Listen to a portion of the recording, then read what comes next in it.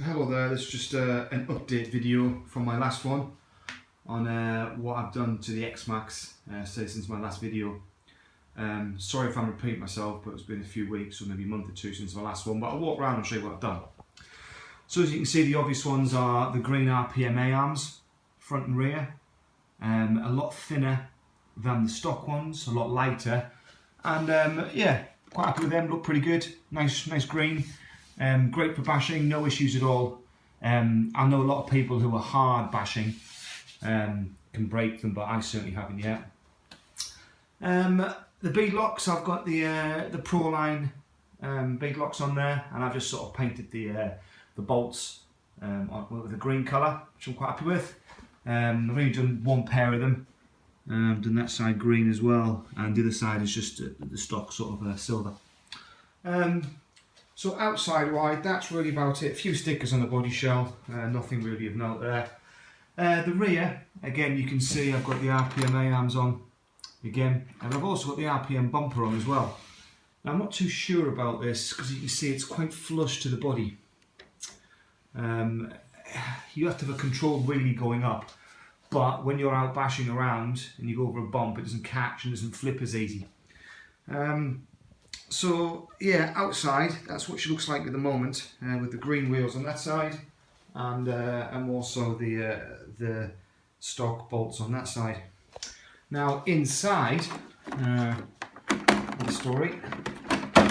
Okay, so inside, as you can see, I've got the XT90 connectors on, which I personally love. I think they're much better than the stock Traxxas ones. I've got the Leopard, the new Leopard V2 motor in there as well. Exceptionally powerful, and that's running a 37 tooth pinion and a 46 spur to the best of my knowledge. So 37 pinion, 46 spur, and I'm getting some serious torque out of that. That with the Hobbywing Maxx 5 on the 3D printed mount. It's a perfect fit on there, perfect fit. As you can see, the aerial goes in there now. The start button, there's a lovely little place for that start button. Plus I've added the full telemetry as well, so I've got heat sensors on the Maxx 5. I've got a heat sensor on the motor. There's no RPM sensor, and I've got the speed sensor in the GPS module inside there to give me speeds. What else have I done? Oh yeah, on these A-arms here, I don't know if you can see at the front, we've got the CNC bolts that go through in the corner here. They go through and they make that particular corner a lot stronger. And if you can see there's a bolt through there. Instead of the pin, you get a bolt a lot stronger. Likewise with this steering, I can't remember what it's called now, mechanism here. And what I've done is took all this lot off. Underneath the spring there, I put a nut on where before there wasn't a nut, and again that just tightens this down, gives it a little bit of makes the steering a bit more stronger, to be fair, a stronger steer. I've got CV boots, and if you managed to see my CV boots, got this from a guy off eBay in the States. Cost me I think about £20 posted to the UK. So they're nice, they fit on. Again, they don't really do much, they just stop all the dirt getting into the drive cups. And they look pretty cool as well.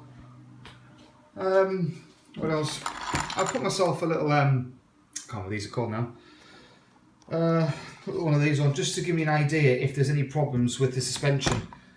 So if it leans to one side or the other side, then I know that my suspension's slightly out. But at all times, that seems to be the centre, which gives me a good idea of how the truck's driving.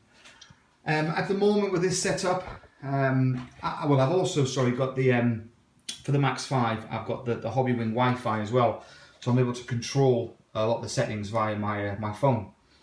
So with this at the moment, it's on punch level 4.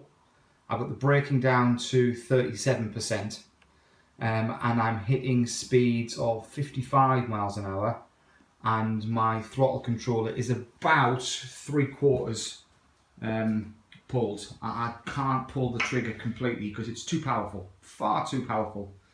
It needs a large open area, but with this gearing, the motor and the Maxx 5, 200 amp power output. It is exceptionally powerful and torquey.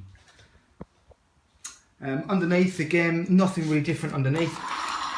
Just a lot of the titanium screws, as you can see. Put the screw kits in. And that's it so far. So there's a lot of time and a lot of money being spent on it. And it's fantastic. Please, I apologise if I don't get back to your questions. I don't always monitor my YouTube account. But yeah, have a look. Tell me what you think. What I can do better, what I can do worse for it. What needs adjusting, what doesn't. What your thoughts are. But in general, with this setup, this is the best I personally think I can get from the Maxx. I know a lot of people are using the TP motors, which are a lot longer and come all the way out here. I know at least one guy's got a TP motor and it is so powerful he can't drive it and has put the Maxx to bed because it's too powerful, far too powerful for this.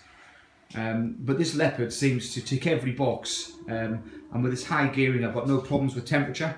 The only issue I do have is the motor is very torquey, very powerful. So these 5,000 milliamp Overlander batteries, I'm only getting about 15 minutes runtime at best. 15 minutes runtime, which is not long at all when you've got a car like this and you want to play with it. So I don't get much runtime. But overall, very happy, very pleased with my Maxx. Love it to bits. Yeah, let me know what you think.